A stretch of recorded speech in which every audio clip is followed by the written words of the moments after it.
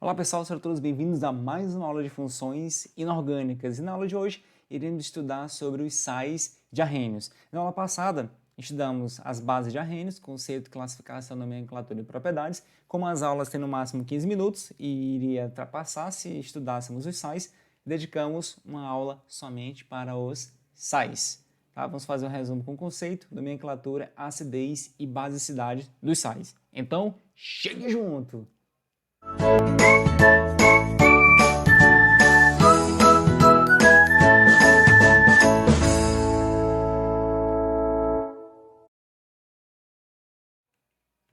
Então, não se esqueça de se inscrever no canal, deixar um comentário, uma pergunta e um gostei para estar incentivando o canal.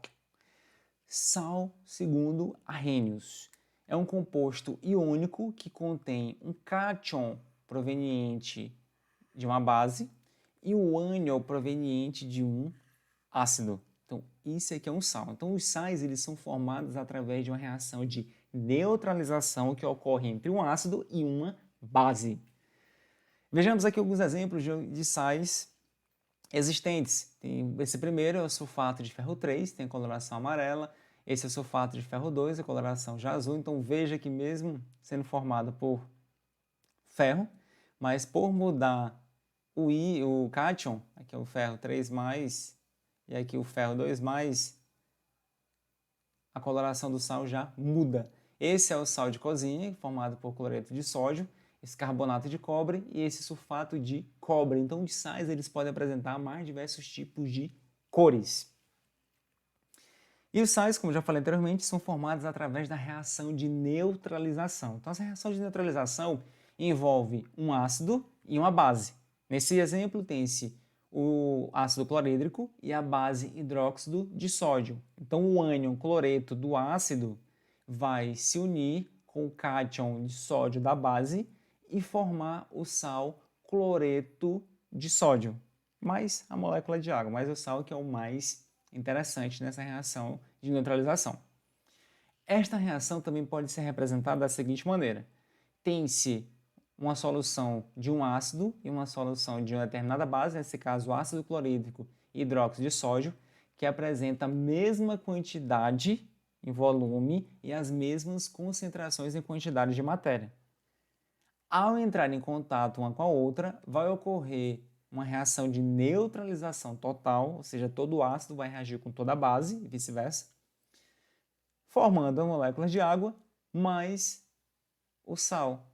Como está em meio aquoso, o sal vai estar dissociado na água.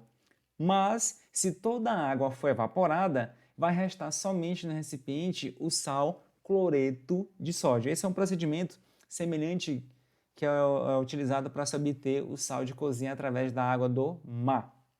Outro exemplo de reação de neutralização tem-se o ácido clorídrico reagindo com a base hidróxido de magnésio, produzindo cloreto de magnésio mais água. Nomenclatura dos sais. A nomenclatura dos sais se dá da seguinte forma. Coloca-se primeiro o nome do ânion, mais o di, seguido do nome do cátion. Vejamos então alguns exemplos. Neste primeiro exemplo, observe que observe ainda que sempre em todo sal, primeiro vem o cátion, depois o ânion.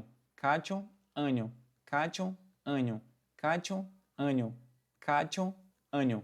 Então, já vai ficar muito fácil. Relembrando, todo sal, primeiro tem um cátion, seguido do ânion. Neste, o nome do ânion vai ser cloreto e o cátion é lítio, sal cloreto de lítio. Neste outro, o ânion é o nitrato e o cátion potássio, então nitrato de potássio. Nesse outro, o ânion novamente é o cloreto e o cátion é magnésio, então cloreto de magnésio. Nesse outro, o ânion é o fosfato e o cátion é o cálcio, então fosfato de cálcio. E no último exemplo é o ânion sulfato e o cátion é alumínio, então sulfato de alumínio. Então não se preocupem que aos poucos, à medida que você vai treinando, vai respondendo mais questões, você vai fixando o nome dos sais, o nome das bases, o nome dos ácidos. Existe ainda a tabela de cátion e ânion, que está disponível em todos os livros, inclusive no nosso livro didático que foi adotado pela instituição. Então, podemos pesquisar que ela vai ter uma tabela de cátion e de ânions que facilitam também na nomenclatura. Há ainda a possibilidade de colocar na nomenclatura as terminações oso e a terminação ico. Oso para menor valência do cátion, no caso que tem menor carga positiva, e de maior valência que tem maior carga positiva. Note nesses exemplos. Nesse primeiro, do ferro.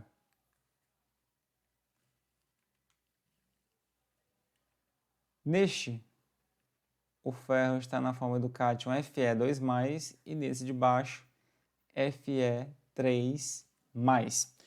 Como o de cima, o ferro vai ter menor valência, que a carga é mais 2, vai ter terminação oso. E o ânion é o ânion sulfato, então vai ser sulfato ferroso. O outro, o ânion é sulfato, só que o ferro é 3+, então vai ser sulfato férrico. O outro, cobre, o primeiro é o cobre mais e o outro é o cobre 2+. Então, o de cima, como tem menor valência, vai ser nitrato cuproso e o de baixo, nitrato cúprico. Há ainda a possibilidade de colocar a valência em algarismo romano. Como o ferro é o 2+, pode ser então sulfato de ferro 2, o de baixo sulfato de ferro 3, o outro nitrato de cobre 1 e o de baixo nitrato de cobre 2. Tá? Então essas duas possibilidades. Então fiquem atentos. Acidez e basicidade dos sais. Os sais eles podem ser classificados como um sal neutro, sal básico e sal ácido. Vamos ver cada um deles agora mesmo. Quando ele for formado a partir de uma base forte e um ácido forte, ou seja, um cátion da base forte e o ânion proveniente de um ácido forte, ou ainda formado por uma base fraca e um ácido fraco, e assim dá origem a um sal neutro. Por que é chamado de sal neutro? Porque a solução aquosa formada através desse sal, utilizando esse sal, tem um pH igual a 7, isso é 25 graus Celsius, não se esqueçam. Por isso é chamado de sal neutro. Exemplo disso, tem-se uma reação do ácido clorídrico, que é um ácido forte, com a base forte, hidróxido de sódio, formando um sal neutro, que é o cloreto de sódio. O sal pode ser classificado como básico quando ele é proveniente de uma base forte e um ácido fraco. É assim dá origem ao sal básico. É assim chamado porque a solução na qual ele forma através da hidrólise vai ter pH maior do que 7. Exemplo disso, tem esse ácido carbônico, que é um ácido fraco, reagindo com a base forte, que é o hidróxido de sódio, formando o sal bicarbonato de sódio. E o bicarbonato de sódio, ao formar a solução, essa solução vai ter um pH maior do que 7. E ela é ainda utilizada para a fabricação de pães, fabricação de bolos, porque ele é o fermento químico encontrado nos comércios. Tem-se ainda o sal ácido, que ele é formado através de um ácido forte e uma base fraca, dando origem ao sal ácido. Exemplo, tem-se o ácido forte, que é o ácido nítrico, reagindo com a base fraca, que é o hidróxido de prata, formando o sal nitrato de prata. Então, por hidrólise, a solução formada por este sal vai ter um pH menor do que 7. Portanto, o meio vai ser ácido e ele é classificado como sal ácido. Então, pessoal, era isso que tínhamos para ministrar nessa segunda etapa das funções inorgânicas. Espero que tenham gostado. Até a nossa próxima aula aí. Obrigado. Grande abraço.